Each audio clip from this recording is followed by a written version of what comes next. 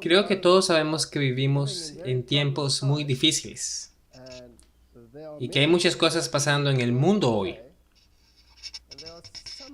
Y hay tanta gente hablando de los problemas y de lo que se viene al mundo. Y creo que hay tantas amenazas falsas por ahí que estamos en peligro de perder el enfoque. De modo que me alegra que hayamos orado antes de empezar. Y esta noche voy a dar una introducción y mañana empezaremos a meternos más en los problemas y luego miraremos los eventos que están sucediendo realmente en el mundo y cómo se relacionan con nosotros. Y algo de esta charla, como pueden ver en el título mismo y en la primera diapositiva, de Creta a Malta, refiriéndose por supuesto del viaje de Pablo a Roma, proviene de charlas anteriores. Entonces voy a hacer un pequeño resumen para que tengamos un contexto y entendamos cómo empezamos, para que comprendamos mejor dónde estamos y podemos evaluar mejor a dónde vamos. Intentaremos poner eso en un contexto bíblico tipológico. Ahora, el último viaje de Pablo fue muy tumultuoso. Él viajó de la isla de Creta e iba en camino a Roma cuando se enfrentó a una catástrofe y llegó a la isla de Malta. Eso lo discutí en una charla anterior, pero lo resumiré.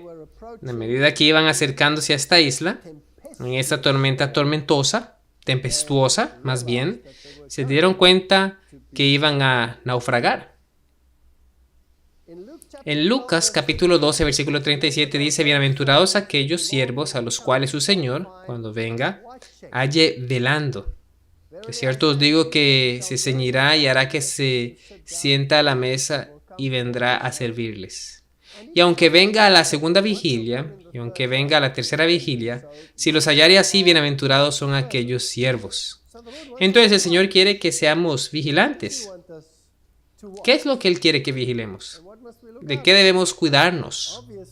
Obviamente debe haber algo en las Escrituras que nos advierte antes de tiempo y debemos vigilar las señales. ¿Qué señales debiéramos vigilar? ¿Debiéramos vigilar todas las señales que todo el mundo vigila o debiéramos concentrarnos solamente en las señales proféticas? ¿No dice la Biblia que tenemos la palabra profética más segura?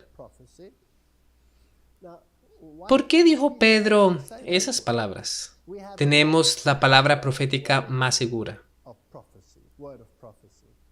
Bueno, él se refería al hecho de que él estuvo presente en el momento, o más bien en el monte de la transfiguración, y vio a Jesús transfigurarse ante él, y escuchó una voz del cielo diciendo: Este es mi Hijo amado. Ahora, ese fue un evento muy, pero muy importante. Una señal del cielo, una voz celestial diciendo: Este es mi Hijo amado. Y luego él dice que tenemos una palabra segura, una palabra más segura de profecía. Vaya declaración, ¿no creen? Inmediatamente después de cortar esa historia. En otras palabras, lo que él está diciendo es que hay señales, hay maravillas, hay eventos, hay ocurrencias celestiales maravillosas, pero no deberíamos dejar que eso sea nuestra base para saber en dónde estamos en la corriente del tiempo. Tenemos una palabra profética más segura. Esa es nuestra base. Todo lo demás que nuble esa palabra profética segura es niebla que el diablo está tratando de poner frente a todo para que nos distraigamos y no sepamos a dónde vamos. Cuando vigilamos, debemos vigilar las señales proféticas. Ahora, con eso en mente, leemos en el Espíritu de Profecía, la tercera vigilia reclama una triple dedicación. Ponernos impacientes ahora implicaría perder toda nuestra ferviente y perseverante vigilancia anterior. Entonces, obviamente, lo que vigilan en el pasado tenía relación con eventos proféticos. Y lo que debiéramos estar vigilando ahora debe ser lo mismo. Debe estar en armonía con lo que pasó antes. La larga y triste noche está llena de pruebas, pero la mañana está bañada en misericordias. Pues si el Maestro regresara, muchos serían hallados desprevenidos. La renuncia de Dios a que su pueblo perezca ha sido la causa de tan larga espera. Entonces, la única razón por la que el Señor no ha venido todavía es porque está preocupado por sus hijos. Ahora, mi pregunta es, ¿dónde está la gran mayoría de los hijos de Dios hoy? ¿Están aquí, en medio de esta iglesia que represento? La cual, por cierto, es más un movimiento que una iglesia, aunque está organizada como iglesia. ¿O están afuera? Están afuera. Están afuera. Entonces hay dos cosas que deben pasar. Deben ser llamados, número 1, y las profecías deben cumplirse. Entonces miremos brevemente el naufragio de Pablo, el cual miramos en la charla pasada, y recuerden que está en Hechos 27, versículo 14, y dice: pero no mucho después dio contra la nave un viento tempestuoso. Tempestuoso. Qué palabra más hermosa. Continúa diciendo, llamado Euroclidón. Entonces ellos estaban en la tormenta, y en esa tormenta hay un tipo de la tormenta hacia la que esta nave del evangelio se dirige. Pero siendo combatidos por una furiosa tempestad, sigue diciendo, el siguiente día empezaron a aligerar la nave. Y al tercer día con nuestras propias manos arrojamos los aparejos de la nave. En los tiempos en los que vivimos no podemos lidiar con todos los problemas que hay en la iglesia. Tenemos que concentrarnos en lo esencial. Estamos discutiendo acerca de tonterías que no tienen importancia en los tiempos en que vivimos. Arrojen esas cosas de la nave y concentrémonos en lo importante y avancemos. Y no apareció ni sol ni estrellas por muchos días. Y acosados por una tempestad no pequeña. En otras palabras, ¿qué tan oscuro estaba? Muy oscuro. Sigue diciendo, ya habíamos perdido toda esperanza de salvarnos. Entonces Pablo, como hacía ya mucho que no comíamos, puesto en pie en medio de ellos, dijo: habría sido por cierto conveniente, oh varones, haberme oído y no zarpar de Creta, tan solo para recibir este prejuicio y pérdida. Pero ahora os exhorto a tener buen ánimo, pues no habrá ninguna pérdida de vida entre vosotros, sino solamente de la nave. Entonces esta nave va a pasar por mares difíciles y va a experimentar algunos problemas. Con todo es necesario que demos en alguna isla. Y esta isla era la isla de Malta. Venida la 14ª noche y siendo llevados a través del mar Adriático a la medianoche, los marineros sospecharon que estaban cerca de tierra. Ahora, en nuestra historia tenemos algo llamado el pregón de medianoche, ¿no? Y el pregón de medianoche era para traer el mensaje del segundo ángel de Apocalipsis al frente. Y ese mensaje dice: ha caído Babilonia. Ahora, el paralelo del pregón de medianoche es el gran pregón del mensaje del tercer ángel, el cual dice en realidad, además del mensaje del tercer ángel, dice: ha caído Babilonia. Y luego se le añade detalles al estado de Babilonia. Se ha convertido en casa de demonios, casa de toda ave detestable e inmunda. Entonces hay un paralelo entre esa medianoche y la oscuridad en la que estamos viviendo. Estamos en la medianoche de la experiencia de este mundo. Los marineros sospecharon que estaban cerca de tierra. Entonces los marineros procuraron huir de la nave. Entonces, esto también lo discutimos ya, de hecho. La gente quiere irse constantemente de la nave y echando el bote salvavidas al mar, aparentaban como que querían lanzar las anclas de proa.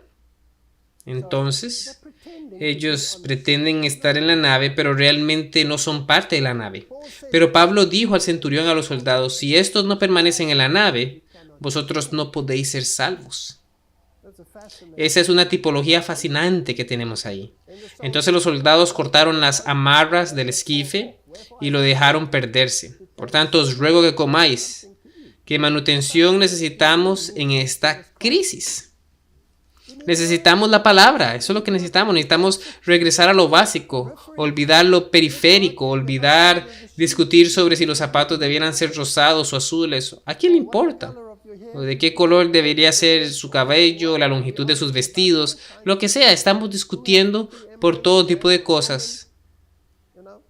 ¿Quién tiene la preeminencia? Si un hombre o una mujer, ¿saben? Estamos lidiando con cosas grandes aquí. Por vuestra salud, pues ni un cabello ni de la cabeza de ninguno de vosotros permanecerá. Y habiendo dicho esto, tomó el pan y dio gracias a Dios en presencia de todos. Partiéndolo, comenzó a comer. Entonces todos, teniendo ya mejor ánimo, si todos nos concentráramos en lo básico, no seremos lanzados por la tormenta de lo que está pasando en el mundo. ¿Cuáles son las bases? Debemos regresar a nuestra misión. Tenemos nuestras órdenes de marcha. Debemos predicar el mensaje de los tres ángeles sin que nada más ocupe nuestra atención. Tenemos órdenes de marcha. Cumplámoslas y seremos de buen compartir. Comieron también y ya satisfechos, en otras palabras, cuando ellos mismos se llenaron de lo básico, de lo esencial, del mensaje final, aligeraron la nave, echando el trigo al mar. Ahí es cuando uno puede dispersar el mensaje del evangelio, lanzar el trigo, predicar el mensaje final, advertir a la gente. Y tenemos que llegar a este punto donde tenemos suficiente para mantenernos sin que cualquier viento de doctrina nos mueva de lado a lado, pero también donde tenemos suficiente para lanzar trigo. Ese es el gran pregón del mensaje del tercer ángel. Cortando pues las anclas, las dejaron en el mar. Las naciones están rugiendo. Somos parte de este mundo. Estamos en estos tiempos tumultuosos. La gente está decidiendo si debieran huir de los Estados Unidos o si debieran hacer esto, aquello o lo otro. ¿Qué debieran hacer bajo estas circunstancias económicas? ¿No tenemos órdenes de marchar? Que el mar haga lo que quiera, que de todos modos va a llegar allí. ¿Y qué pasó entonces? Largando también las amarras del timón. Esto es fascinante. ¿Quién está dirigiendo las naves entonces? Si nosotros hemos cedido el control de la nave, queremos tanto controlar la nave. Tenemos que ceder la nave a manos que saben hacia dónde vamos.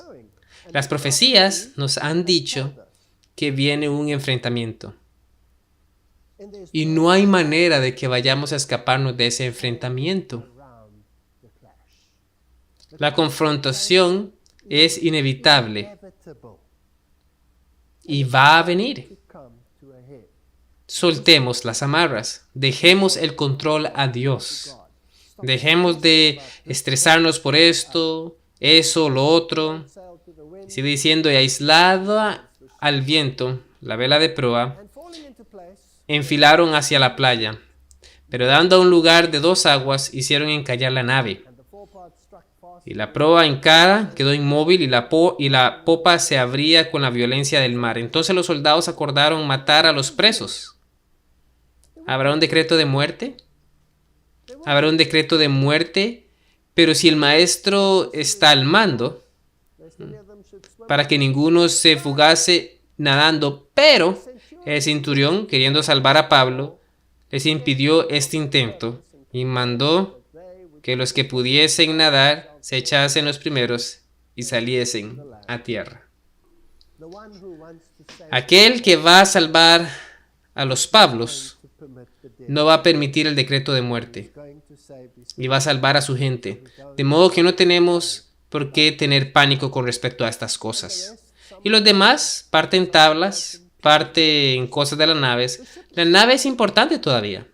Ellos todavía se aferran a la nave. Podía verse un poco dañada una vez golpeó las rocas. Y pudo haber, ya saben, tablas y pedazos. Aferrémonos a ellas, quedémonos a bordo. Y así aconteció que todos se salvaron saliendo a tierra. Los que se quedaron en la nave, ese es el mensaje básico. Y luego, cuando llegaron a la tierra firme, ¿qué pasó después de ese fortísimo choque? Estando ya a salvo, supimos que la isla se llamaba Malta. Ellos supieron que la isla se llamaba Malta. ¿Debo repetir eso? Ellos supieron que la isla se llamaba Malta. No se llamaba Isus.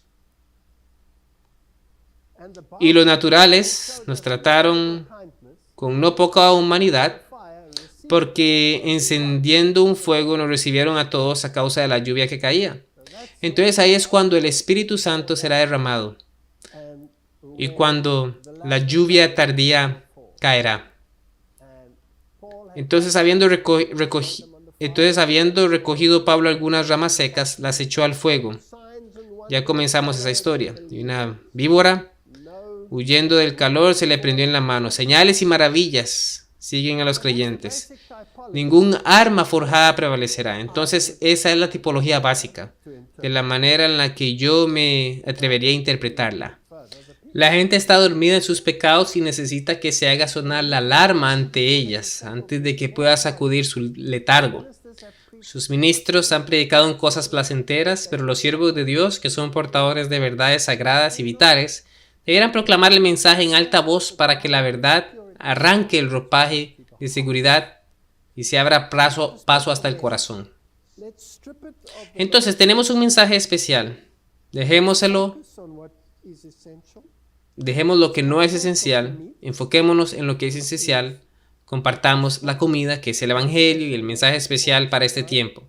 Aligeremos la carga, desechemos la basura que nos contiene, dispersemos el trigo, advirtámosle a la gente, vayamos hacia la confrontación, tengamos la confrontación. Miremos la confrontación hacia la que nos dirigimos y veamos algo de trasfondo para que podamos enfocarnos bien de nuevo. ¿Dónde está el enemigo? Es muy importante saber dónde está el enemigo, ¿no es cierto? Debemos entender al enemigo. Debemos entender cómo piensa. De otro modo, podemos confundirnos con todos estos problemas secundarios. De modo que regresemos a nuestras bases. Pat Shannon, de Journalists at Large, escribe: la única gente en el mundo pareciera que cree en una teoría de conspiración de la historia. Somos los que la hemos estudiado. Luego dice que Franklin Roosevelt puede haber exagerado y luego se refiere a Carroll Quigley, que fue el maestro de escuela jesuita, por así decirlo, de los presidentes de Estados Unidos en las universidades de Georgetown. Él fue el profesor favorito de Bill Clinton en Georgetown y admitió atrevidamente en su libro Strategy and Hope que las multitudes ya estaban bajo el control de un grupo pequeño, pero poderoso, empecinando en el dominio mundial y que Quigley mismo era parte de ese grupo. Las bases. Un grupo pequeño controla lo que pasa en el mundo y él hace parte de ese grupo. Entonces está básicamente diciéndonos que los jesuitas están al mando del mundo porque él mismo es un jesuita. Es lo que está diciendo. Entonces, si miro las noticias y vemos el Medio Oriente y vemos al mundo lleno de terror y todos los problemas que giran en torno a ello y el colapso económico y todas estas cosas tenebrosas cayendo sobre el mundo y las catástrofes, entonces de acuerdo a esto, Alguien está al mando detrás de escenas. Y si yo leo mi Biblia y leo el libro de Daniel e intento entender las profecías, y luego leo otro libro que trata sobre los asuntos del tiempo del fin, un libro llamado El conflicto de los siglos, e intento encontrar qué tanto está escrito sobre el conflicto entre Roma y el mensaje final, el mensaje de los tres ángeles. Entonces encontraré que probablemente 90% de las profecías hablan del tema. Pablo habla del tema. Él habla acerca del hombre de pecado que se sienta en el templo de Dios, pretendiendo ser Dios. Y luego habla de todos esos temas. Y Daniel habla del poder que es el cuerno pequeño. Y el conflicto de los siglos habla sobre todos estos temas y la confrontación que sucederá. Y resultamos mirando en todos lados menos ahí. ¿Qué pasa con nosotros? Entonces eso es lo que este sujeto dice. Ahora pidámosle que nos dé algo más de introspectiva. Porque si fue el profesor favorito de Clinton, entonces fue, después de todo, y todavía es, un miembro prominente de la élite. Veamos qué más tiene para decirnos. En Tragedy and Hope, su libro, dijo, el argumento de que dos partidos políticos, debieran representar ideas y políticas opuestas, quizá de derecha y de izquierda, es una necedad aceptable solo para adoctrinar a los pensadores académicos. En vez de eso, los dos partidos debieran ser casi idénticos, de modo que el pueblo estadounidense pueda echar a los bandidos en cualquier elección sin que eso conlleve ningún cambio extensivo en las políticas. Las políticas que son vitales y necesarias para Estados Unidos ya no son sujetas a desacuerdos significativos, sino que solo son disputables en detalles de proceder, prioridad o método. Entonces está diciendo que no importa el partido en que usted pertenezca, la política será exactamente la misma. La pregunta es, ¿dónde se esconde la política? ¿Y quién controla esa política? Y ya nos dijo quién controla la política, pero luego él continúa. ¿Saben? La lealtad es algo, es muy importante, pero lo que también se necesita es disensión. Se necesita la disensión. Las dos deben tener una relación vital juntas.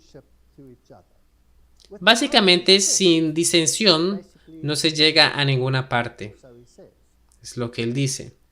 Ahora, mi pregunta es, ¿en el cielo había un gobierno perfecto?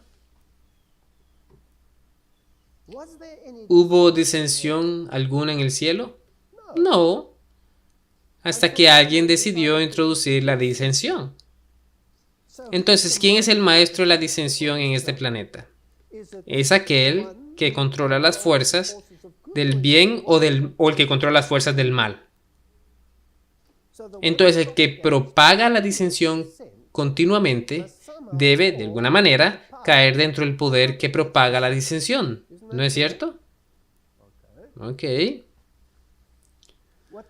Lo que el escudo de los Estados Unidos de América representa, para todo aquel que se lo tome en serio, es un ministerio de pecado. Un discurso por el científico político jesuita Michael Novak, publicado en la edición de 1989 de América, la cual es la revista oficial jesuita, lo resume de manera bastante elocuente. Los artífices de la Constitución querían construir un nuevo orden que aseguraría la libertad y la justicia para todos. Ahora, escuchen con cuidado, el principio subyacente de este nuevo orden es el hecho del pecado humano. Construir una república diseñada para pecadores, por tanto, es la tarea indispensable. Ahora, nos podemos llegar a enojar bastante cuando pasan leyes que parecen favorecer el pecado y que incluso glorifican el pecado, ¿no es así? Pero si miramos la legislación que fue aprobada en Estados Unidos y luego miramos al resto del mundo, Esto mismo está sucediendo en el resto del mundo. Es decir, las leyes relacionadas con los derechos de los homosexuales y todo esto no es solo un problema de Estados Unidos, ni aquí en los Estados Unidos. Hace mucho que no lo es. Es un problema mundial. De hecho, en mi país, Sudáfrica, acaban de aprobar una ley que dice que no pueden haber procedimientos legales a terceros, lo cual siempre fue una posibilidad en el pasado. Entonces, si llegaba un tercero y destruía un matrimonio, y eso resultaba en una pérdida financiera, usted podía demandar al tercero, a la persona que se metió en su matrimonio. Ya no, pues ahora es un derecho humano tener una relación con el que uno quiera. En otras palabras, eso significa que la santidad del matrimonio ya no existe, ¿cierto? Entonces, el hecho de que estén haciendo esto posible e introduciendo los derechos de los homosexuales es una cosa. Mi mayor temor es cuando lo hagan obligatorio. Ese sería el próximo paso. Entonces, el principio adyacente de este nuevo orden es el hecho del pecado humano. Construir una república diseñada para pecadores. Por tanto, es la tarea indispensable. No hay utilidad en construir un sistema social para santos. Hay muy pocos de ellos y es imposible vivir con los pocos que hay. Cualquier sistema social efectivo debe, por lo tanto, ser diseñado para la única mayoría moral que hay, los pecadores. Entonces, los jesuitas dicen, vamos a diseñar una sociedad para los pecadores. Y si no se sienten cómodos en tal sociedad, entonces acostúmbrense o lárguense. Básicamente es lo que dicen. Entonces, echemos un vistazo a unas banderas falsas. Los medios nos dicen quién están a cargo y quiénes son los problemáticos. Son los terroristas del Medio Oriente. ¿Quién ha estado en el Medio Oriente? ¿Quién ha visto alguna vez esos países? ¿Quién ha viajado por Siria? Yo he viajado por Siria de norte a sur, de sur a norte, antes de que fuera destruida. Y antes de que fuera destruida pensé que ya estaba destruida. Era como devolverse a la Edad Media. La gente iba en burro, montando con barbas largas. Daban tanto miedo que pensaba que todo el mundo iba a temblar del susto de solo mirarlos. Ridículo, ridículo.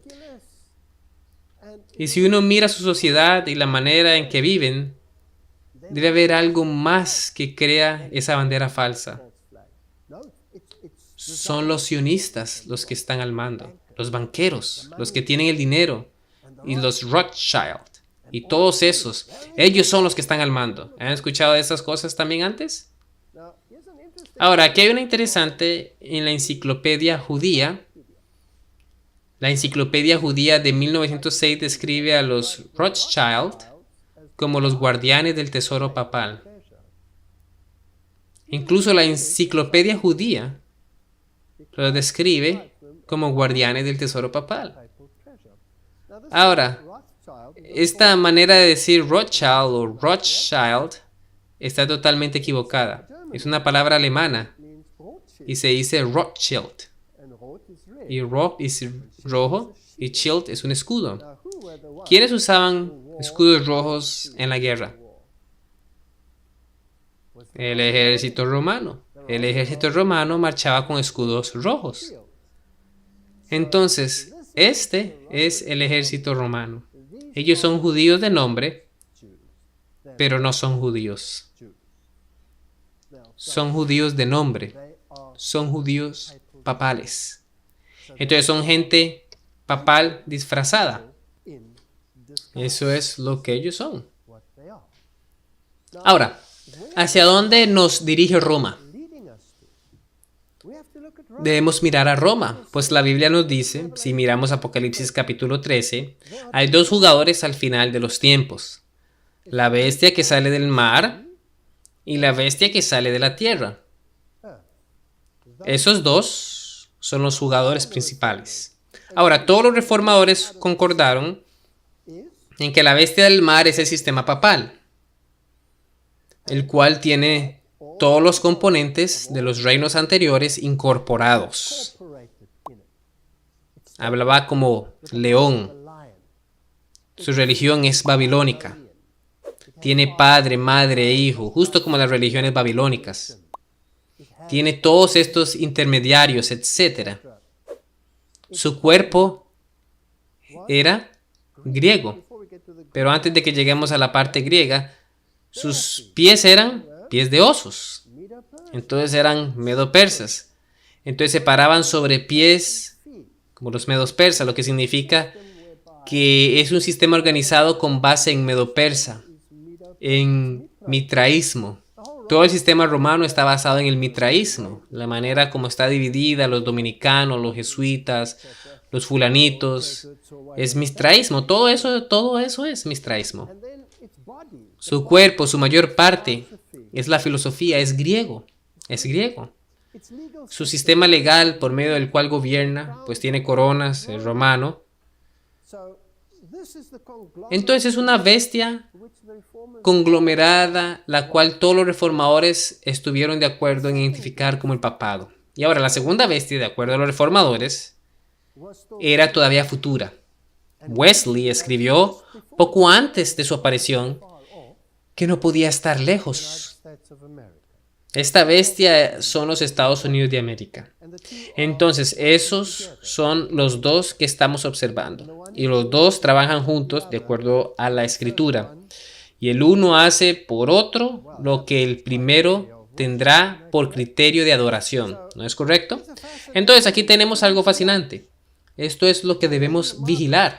Y luego la marca de la bestia será introducida. Todo el mundo se maravilló tras la bestia. Lo cual quiere decir que tienen la mentalidad de la bestia. No dice que simplemente la siguieron, dice que se maravillaron, que pensaron como la bestia. Y aquí el Papa hace un llamado para que todas las religiones se unan. Que todas las religiones se unan. Ahora, ¿pueden dos caminar juntos a no ser que estén de acuerdo? Eso fue en marzo del 2013. Y dice: lo que produce y lo que consume. Francisco, elegido hace una semana como el primer papa no europeo. Esto fue temprano en su periodo. Lo primero que dijo: todas las religiones deben unirse. Y se reunió con los líderes de las religiones no católicas como los ortodoxos, anglicanos, luteranos y todos estos otros judíos, musulmanes, budistas, hinduistas, y dijo: debemos unirnos todos. Eso fue en el 2013. En el 2014, apenas un año y 2 meses después, la cumbre de la Alianza Mundial de Religiones para la Paz en Seúl, Corea del Sur, 18 de septiembre del 2014. Aquí están los líderes religiosos del mundo, todos los líderes religiosos marchando en este estadio gigante, representando todas las religiones del mundo con el mega tema: somos uno. Somos uno. Fue un espectáculo impresionante que eventualmente llevó a la ceremonia de firmas. Ahora, esta ceremonia tuvo lugar en un auditorio separado, cumbre de la Alianza Mundial de Religiones para la Paz, y eso fue el 18 de septiembre del 2014. Ahora, esta Alianza Mundial no creerán lo que pasó de verdad. Todas las religiones del mundo vinieron a firmar el acuerdo de unidad religiosa. Escuchen lo que dicen. No se logrará la paz sin nuestro máximo esfuerzo. La paz se conseguirá cuando todos hagan de ser un mensajero de paz ante su nación y su sociedad un deber. Hoy no estamos aquí solo en nuestras capacidades profesionales, sino como aquellos que llevamos el ser defensores de la paz en nuestros corazones. La paz mundial, nosotros los jóvenes creemos, solo se puede lograr cuando todos los aspectos, cuando todos nos unamos en uno. En los últimos 3 años han visto que la juventud hemos hecho lo que hemos podido, lo que está en nuestra capacidad. Pero ahora estamos fijando nuestras miradas en los líderes de la comunidad internacional, los políticos, los legisladores, los líderes religiosos, para que nos ayuden a lograr esta meta. Firmar este acuerdo puede que no traiga la paz inmediatamente, damas y caballeros, pero lo que quisiera decir es que es un paso en la dirección correcta y la juventud necesita de su ayuda. Entonces ahora procederemos con la ceremonia para firmar el acuerdo de unidad religiosa. El acuerdo de unidad religiosa es una promesa innovadora por parte de las religiones de unirse incondicionalmente y sin discriminación para lograr la verdadera paz. Quisiera llamar a los siguientes líderes religiosos para que suban al escenario y se nos unan para la ceremonia de firmar del acuerdo de unidad religiosa. Primero, el arzobispo Martín de Jesús Barahona. Por favor, suba al escenario.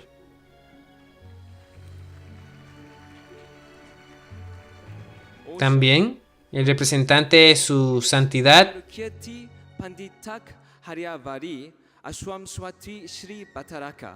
para que suba al escenario. También de la fe islámica, para que suba al escenario. De la fe hinduista, su santidad, Swami Shidananda Saraswatiji Maharaj, el gurú de India.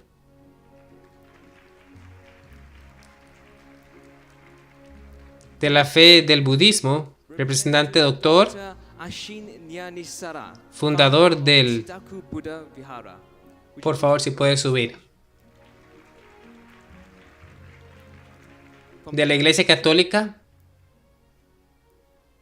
arzobispo Antonio Ledesma, de Filipinas. De la Iglesia Anglicana, arzobispo Patricio Enrique Viveros Robles. De la Iglesia Sikh, Singh Sahib Jana Gurbacha and Singhji. por favor, subir al escenario. De la fe judía, Rabino By Jeremy Yehuda Milgrom. de la fe zoroástica, Meher Master Moose. y de la fe Bahá'í, Dr. Bharati Gandhi.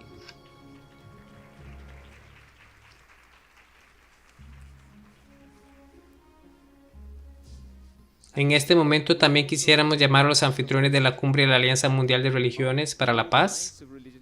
Primero al señor, Mr. Man Hee Lee, el presidente de HWPL, y también Miss Nam Hee Kim, la presidente de IWPG. Démosles un gran aplauso.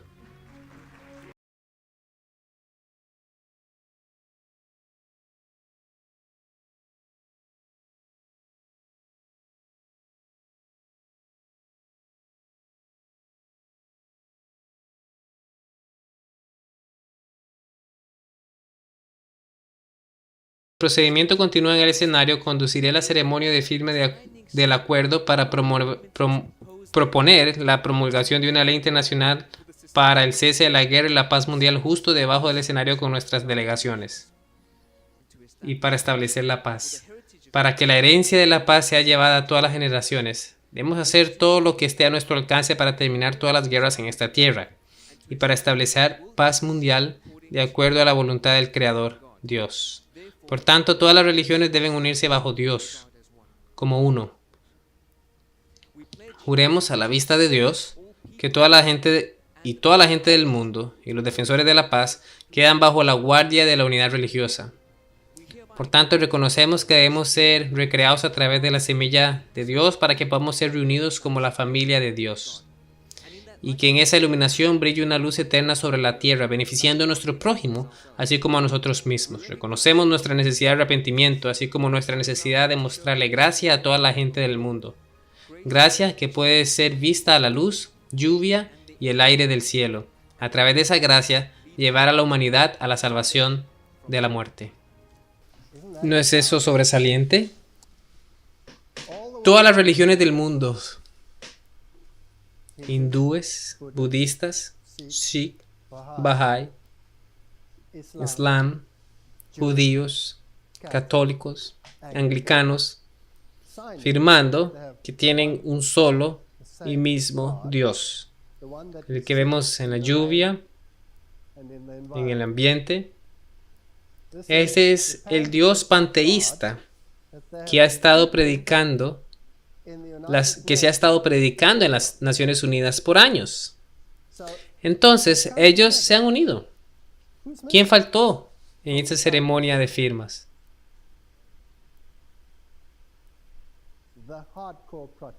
Los protestantes, los evangélicos faltan, los luteranos no están ahí. Los protestantes están representados como un pie por los anglicanos, pero los evangélicos y los luteranos y el resto del mundo central protestante no está presente. Ahora, el enemigo final a ser derrotado debe ser el mundo protestante. Y esto es lo que la Biblia nos dice. De modo que el conflicto final tratará sobre este tema. Ahora, en esta serie vamos a lidiar con los eventos que ya se han ido desenvolviendo, que nos mostrarán en dónde estamos en la corriente del tiempo y hacia dónde vamos. Es fenomenal ver lo que está pasando. Ezequiel dice: la destrucción viene y ellos buscarán paz. Ellos firmaron el acuerdo de unidad religiosa, mientras que abajo los políticos firmaban el cese de toda guerra. Entonces estaba el mundo religioso y el mundo político, firmando simultáneamente en aras de tener paz. Y no la hallarán, dice Ezequiel. Pues cuando digan paz y seguridad, entonces vendrá destrucción súbita sobre ellos como dolores de parto sobre una mujer, y no escaparán. Entonces esta es la señal de la que el Señor quiere que estemos pendientes. ¿A dónde nos dirigimos? Y cuando llegue este enfrentamiento final entre el verdadero protestantismo y este conglomerado religioso babilónico, ¿a dónde golpeará? No golpeará al mundo Sikh ni al budista. El enfrentamiento será como Malta. Quien niegue al Hijo no tiene al Padre, pero aquel que confiese al Hijo también tiene al Padre. El mundo budista niega a un Dios personal, entonces no tiene nada que ver con Jesús. No puede ser una deidad personal que vino a morir por nosotros. Asimismo están representadas todas las demás religiones ahí, excepto aquellas que de labios lo profesan, como los católicos y los anglicanos. Ahora, en mi país, el ganador del premio Nobel, Desmond Tutu, el obispo Tutu, dijo que seguramente ustedes no creen que Cristo se levantó de los muertos. Es una alegoría. Es una alegoría. Y veremos los problemas con los otros partidos. Fundamentalismo. Una forma, o en Estados Unidos, una forma de protestantismo que surgió a inicios del siglo XX en reacción al modernismo y que hace hincapié en la infalibilidad de la Biblia, no solo en cuestiones de fe y moral, sino como un registro histórico literal, teniendo como esenciales para la fe cristiana la creencia en ciertas doctrinas como la creación del mundo, el nacimiento de una virgen, la resurrección física, la expiación por la muerte de Cristo y la segunda venida. Entonces, al creer en cualquiera de estas cosas, o en todas, se es un fundamentalista. Ya hemos hablado de todo eso, solo lo estoy poniendo en contexto. Hace no mucho recibí una carta, de hecho poco antes de venir aquí, en la que alguien trapeó el piso conmigo por ser un fundamentalista. Y dio todas las razones por las cuales yo era un fundamentalista y lo ilógico que eso era, pues la Biblia es alegórica. De modo que me sentí impulsado a responderle, y eso es lo que escribí. Solo una cosa con respecto a ese insulto fundamentalista. Por definición se refiere a protestante que toman la Biblia literalmente. Acabamos de ver la definición, eso es lo que es. Entonces, ¿cuál parte es literal y cuál no? ¿El lector decide o es toda alegórica? En cuyo caso, ¿es un buen cuento de hadas también? Si algunas partes son literales, entonces Dios escogió revelar algunas cosas y jugar al escondite con otras. Hay tres definiciones de la verdad en la Biblia: la palabra, Cristo y la ley. Santifícalos en tu verdad, tu palabra es verdad. Primera definición. Segunda definición, todos tus mandamientos son verdad, o la manera alterna de decirlo, tu ley es verdad. Segunda definición. Tercera definición, Jesús dice, yo soy el camino, la verdad y la vida. Ninguno viene al Padre sino por mí. Esas son tres declaraciones definidas en las Escrituras. Mi pregunta para el caballero fue, ¿cuál de estas tres es alegórica? Si todas lo son, entonces estamos atascados en la alegoría. Es una linda historia acerca de Jesús y que Dios nos ama y murió por nosotros, pero no pasó nada en realidad, solo está ahí para que nos sintamos bien. Entonces podemos igual vivirla o desecharla. Si una o dos son alegóricas, entonces podemos escoger la mejor. Por ejemplo, si quiero creer que la ley es verdad, como los judíos, pero no quiero creer que Jesús es la verdad, puedo escoger lo que quiero, pero no hago todo. Ni por otro lado, quiero ser un evangélico y quiero creer que Jesús es la verdad, pero que los mandamientos de la Biblia ya no existen. Entonces escojo lo que quiero. Quiero escoger a Jesús, pero no quiero la palabra. O no quiero a Dios con ella. No quiero la obediencia. ¿Y qué hay de que la Biblia sea la verdad? Ahora, ¿qué pasa si todas son verdad? Es decir, que ninguna sea alegórica. Entonces terminando siendo fundamentalistas, ¿no? Y esa fue mi respuesta. Si creo que todas las definiciones son verdad, no tengo otra opción que ser un fundamentalista. De otro modo, soy hipócrita. Bien, sigamos desde ahí. Esto es algo interesante que pasó muy recientemente en Alemania. Un pastor luterano, después de un gran debate sobre el fundamentalismo, lo que deberían o no creer, el reverendo finalmente tuvo el coraje de levantarse y decir, estoy harto de esta tontería que se predica por todo lado. Y digo cosas duras. Tal vez las hubiera podido decir de mejor manera. Dijo, Buda no es sino un viejo gordo. Y dijo que las reliquias católicas son basura. Y dijo que todos los musulmanes son pecadores, pero que solo hay un Salvador y es Jesucristo, y el resto de su sermón fue muy cristocéntrico y dijo, debemos regresar a creer lo que nosotros los luteranos creemos. Ahora, ¿ustedes creen que obtuvo mucho apoyo o mucha oposición por parte de su iglesia? Les mostraré, estas son las noticias, está en alemán. Entonces quizá no entiendan el idioma, pero le pusimos subtítulos para que puedan ver lo que dijeron y la reacción que tuvieron. Y para mí es fascinante. Este será el punto problemático. Cuando uno de nuestros reporteros nos puso a escuchar la grabación de un sermón, muchos de nosotros quedamos sin palabras. El pastor Olaf Latzel habló sobre la pureza de la fe, llamó a Buda un viejo gordo, dijo que las reliquias católicas son basura y que los musulmanes son pecadores. Fue duramente criticado por sus declaraciones. La iglesia evangélica de Bremen dijo que Olaf se iba a disculpar por sus declaraciones.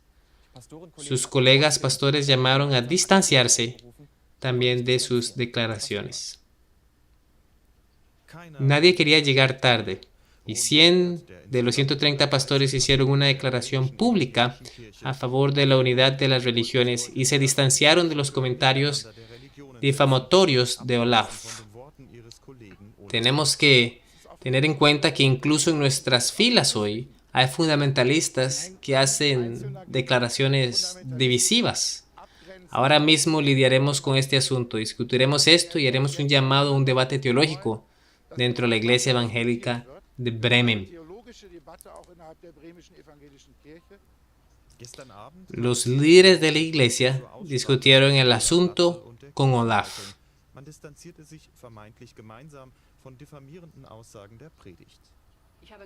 Desde el principio dejé claro que exigía una disculpa. También es, personalmente, un problema importante en términos de declaraciones separatistas, hirientes y discriminativas contra otras religiones. El pastor Olaf dijo que se iba a disculpar, pero luego dijo que no va a estar conforme a lo dicho por la iglesia. Sin embargo, Olaf dijo que no se conformaría a la posición de los líderes de la iglesia. Lo dicho por la iglesia no fue votado por la congregación y es, por tanto, solo el punto de vista de los representantes de la Iglesia Evangélica de Bremen. Para nosotros, todas las declaraciones que son superlativas y discriminatorias contra otras religiones son intolerables y no las aceptaremos. La mayoría de los pastores de Bremen concuerdan, pero no todos están en contra de lo dicho por Olaf Latzel. Olaf es apoyado en Facebook, donde más de 4,000 personas lo siguen hasta el momento.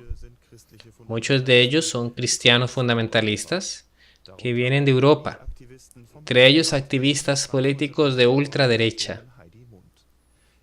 En los medios, muchos acusan a la iglesia de incitar una campaña contra Olaf. El tono de los mensajes es, entre otros, muy agresivos, como la pastora pudo experimentar. Ella fue una de las primeras en distanciarse de las declaraciones de Olaf. La señora Kerfoot, como mujer que es, dijo que niega la capacidad de juzgar lo que es evangélico o no. Para los pastores de Bremen, tales palabras van demasiado lejos. El debate que los fundamentalistas en nuestras filas continuará, de verdad. No ha terminado. En realidad, acaba de empezar. Es apenas un comienzo. Tal vez me vuelva un poco más fundamentalista. Y mi colega es un poco más liberal. Podría ser un gran desarrollo. En la iglesia de Bremen ha empezado la batalla acerca de cómo debe ser interpretada la Biblia. Y continuará la semana siguiente. Eso es fascinante. No toleraremos a los fundamentalistas. Y todos los equipos pastorales están parados ahí,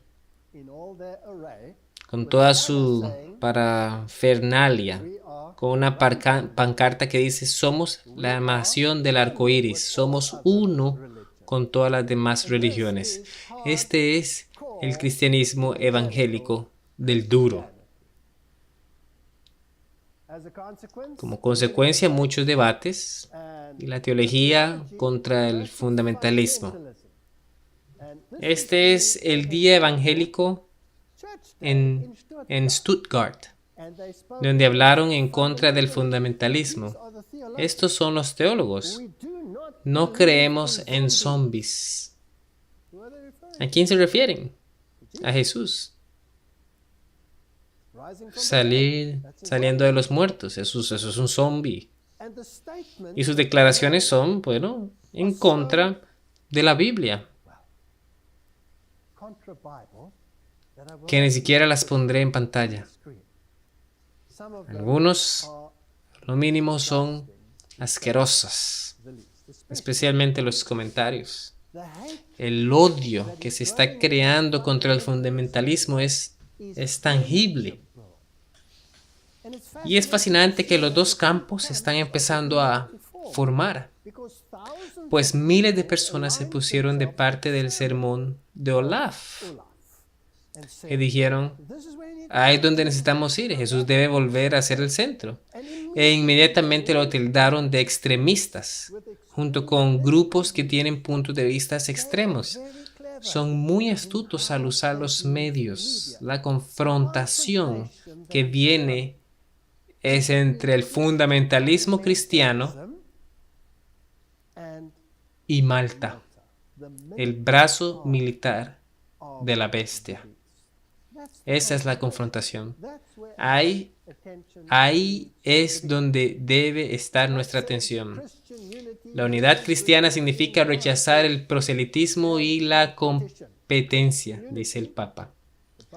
El Papa está esforzándose en conseguir la unidad cristiana y dijo que la manera de avanzar es que las varias denominaciones rechacen el proselitismo y la competencia entre ellos. No podemos evangelizar. No podemos predicar doctrina para ganar a las personas hacia nuestro punto de vista o fe. Luego, entre los evangélicos está el movimiento Juan 17, el cual es un movimiento evangélico que quiere unir a todas las iglesias evangélicas con Roma. Fascinante. Nuestra visión, dice, el movimiento Juan 17 es un llamado contagioso a todos los que profesan ser cristianos a relacionarse apropiadamente, invitándonos a hacer la última oración de Jesús. La noche antes de su muerte rogó: Padre, que todos los que crean en mí sean uno, para que el mundo sepa que me enviaste. Este ruego final se erige como la orden estratégica de máxima autoridad para los seguidores de Jesús. Al responder, la Iglesia en toda su rica diversidad emergerá como atractiva ciudad en las colinas. Qué declaración tan interesante, ¿no? Demostrando potentemente la autenticidad de las palabras de Jesús.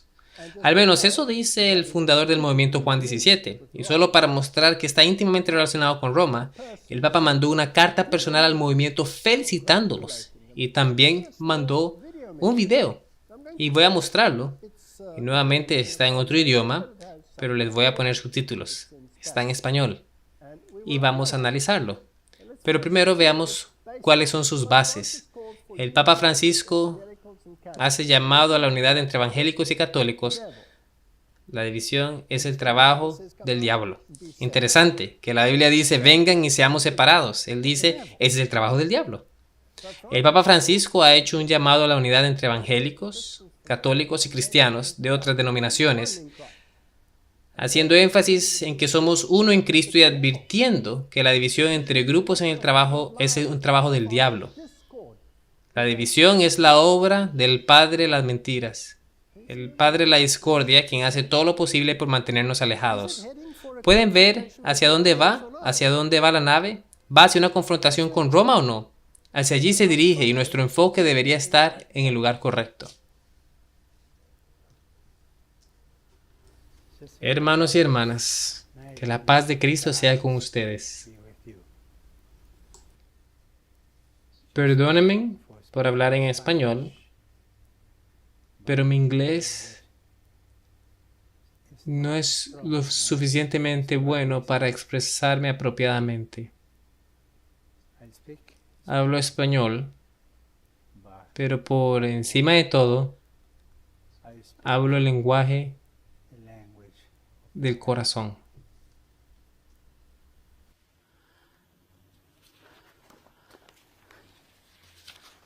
Tengo en mis manos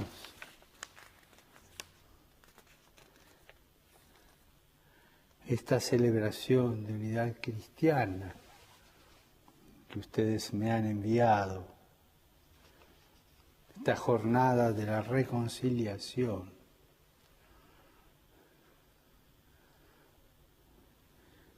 Y desde aquí me quiero asociar a ustedes.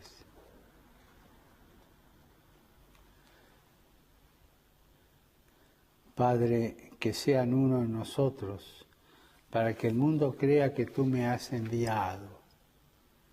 Es ese eslogan, el lema de este encuentro.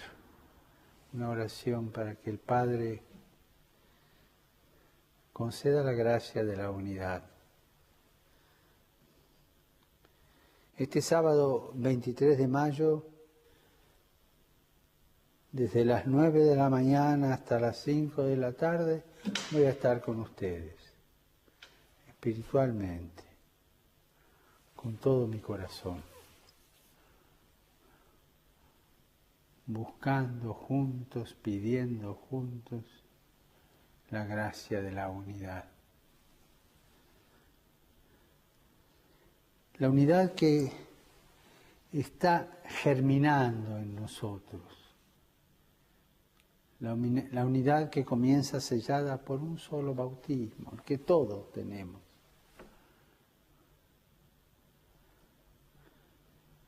La unidad que vamos buscando juntos en el camino.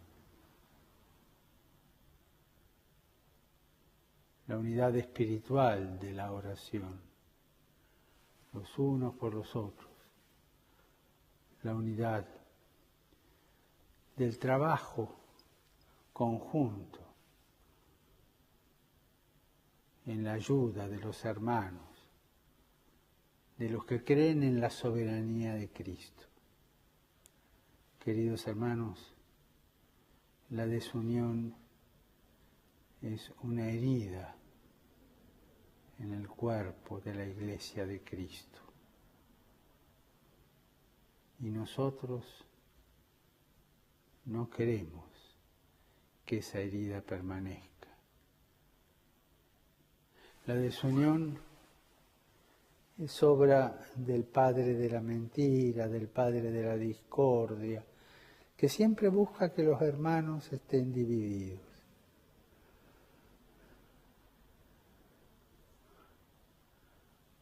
Hoy reunidos, yo desde Roma y ustedes allí, pediremos para que el Padre envíe el Espíritu de Jesús, el Espíritu Santo, y nos dé la gracia de que todos sean uno, para que el mundo crea. Y me viene a la mente decir algo que puede ser una insensatez. O quizás una herejía, no sé. Pero hay alguien que sabe que pese a las diferencias somos uno. Y es el que nos persigue. El que persigue hoy día a los cristianos, el que nos unge con el martirio, sabe que los cristianos son discípulos de Cristo, que son uno, que son hermanos.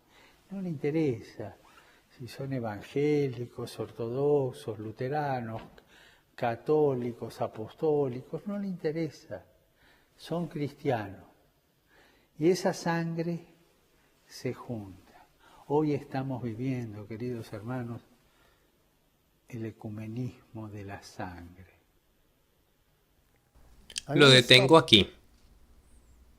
Dijo algunas cosas bien interesantes.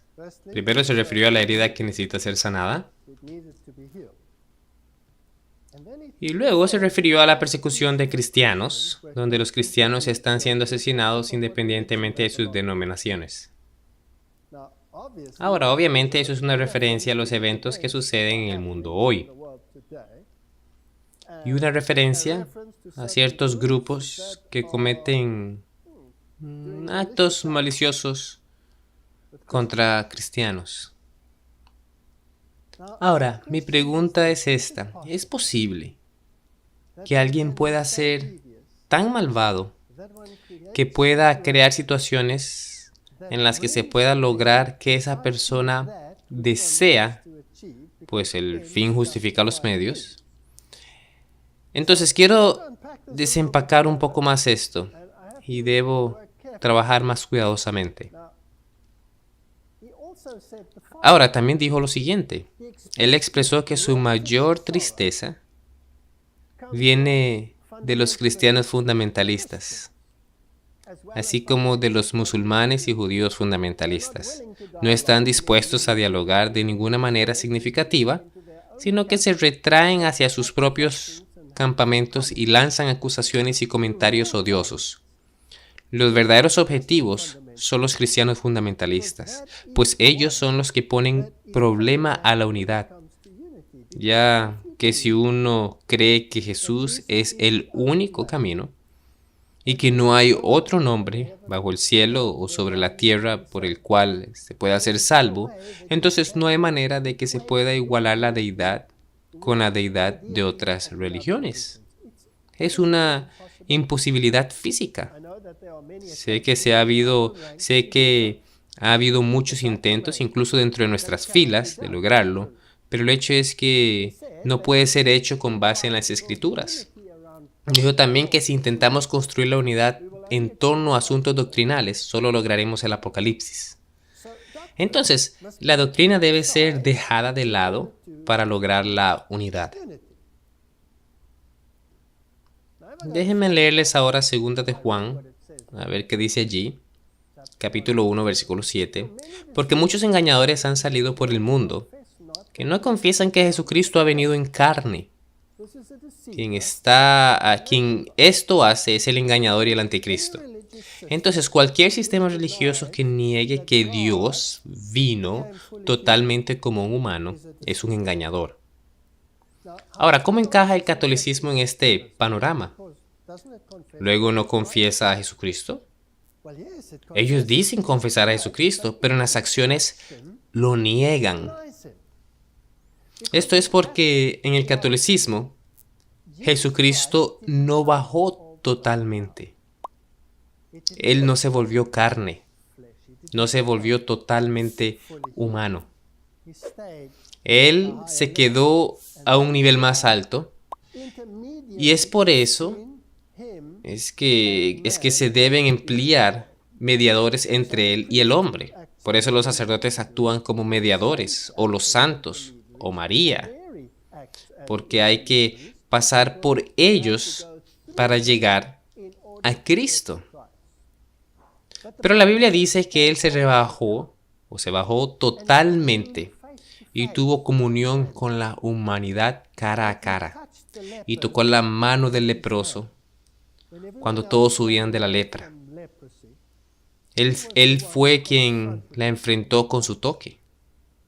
Y todos sufrimos de la lepra del pecado, de hecho. Y Jesús bajó totalmente a enfrentarse a la lepra que controla a la humanidad. Ese es el cristianismo verdadero. El que niega esto, niega que Él vino en la carne. Entonces, el catolicismo, por sus acciones, niega que Jesucristo vino en la carne. Y eso es del anticristo. Mirad por vosotros mismos para que no perdáis el fruto de vuestro trabajo, sino que recibáis galardón completo. Cualquiera que transgrede. A las traducciones modernas no les gusta esa palabra, de hecho la cambiaron. Pero se quedaron con las otras partes. Y no persevera, sigue diciendo, en la doctrina de Cristo, no tiene a Dios. ¿No acaban de decir que no necesitamos doctrina? Pues si estamos de acuerdo en la doctrina, entonces nunca nos vamos a juntar, nunca nos vamos a unir. Entonces pongamos la doctrina de lado. Pero esto no es lo que la Biblia dice. La Biblia dice cualquiera que transgrede. ¿Y no transgredieron? ¿No llama la Biblia a este sistema el hombre de pecado? Pues ha cambiado la ley de Dios, ha cambiado el sábado, retirado el segundo mandamiento que prohíbe la idolatría, dividido el 10º. Ya conocemos la historia, ¿no? Cualquiera que transgrede, sigue, y no persevera en la doctrina de Cristo, no tiene a Dios. El que persevera en la doctrina de Cristo, este sí tiene al Padre y al Hijo. Y luego la Biblia dice, si alguno viene a vosotros y no trae esta doctrina, que el Señor Jesús bajó a encontrarse con nosotros a un nivel personal de tú a tú, que es mi amigo personal a quien puedo hablar personalmente. Sigue diciendo, si alguno viene a vosotros y no trae esta doctrina, no lo recibáis en casa, ni le digáis bienvenido. Entonces parece como que la confrontación es inevitable. La Biblia dice que la doctrina importa. Y si la Biblia dice que los dos pensamientos no se pueden poner de acuerdo, entonces la confrontación es inevitable. Y este barco del Evangelio se dirige hacia las rocas de Malta. Malta está adelante. La mujer, la iglesia, está parada al frente del barco. Ha tirado por las bordas las cosas no esenciales de su tiempo, se ha enfocado y el barco está bajo el control de una autoridad mayor. Dios está al control de esta nave. Y lo que me parece gratificante es que en el mundo evangélico veo una división. Veo una división. La gente está tomando una posición.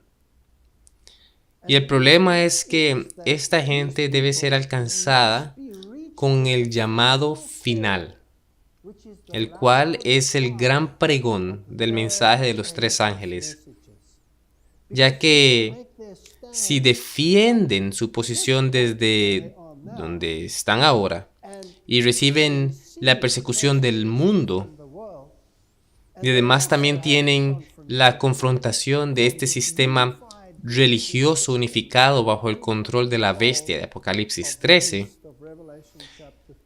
entonces también tomarán el siguiente paso y aceptarán la doctrina tal cual está en toda la Biblia. Eso significa que aceptan a Jesucristo, que aceptan su ley, pues si lo amamos guardamos sus mandamientos. Eso significa que aceptan la versión bíblica de los 10 mandamientos, lo que significa que guardarán el sábado, pues lo honran como Creador y como Redentor y el Restaurador también. Y descansarán en el sábado, no porque sea por obras, sino porque descansan en una obra que ha sido completa por ellos, pues Cristo descendió para encontrarse con la humanidad donde estaba. El pensamiento católico es que debe llegar hasta allí para apaciguarlo. No, Él descendió. La salvación es por gracia. Guardar los mandamientos de Dios y tener el testimonio de Jesucristo no es legalismo. Es salvación por fe en la gracia de Dios, que es para todos los que lo aman y guardan sus mandamientos. Ahora, al continuar esta serie, estaremos mirando esta confrontación con mayor detalle para que podamos identificar las banderas falsas que han sido puestas en el camino.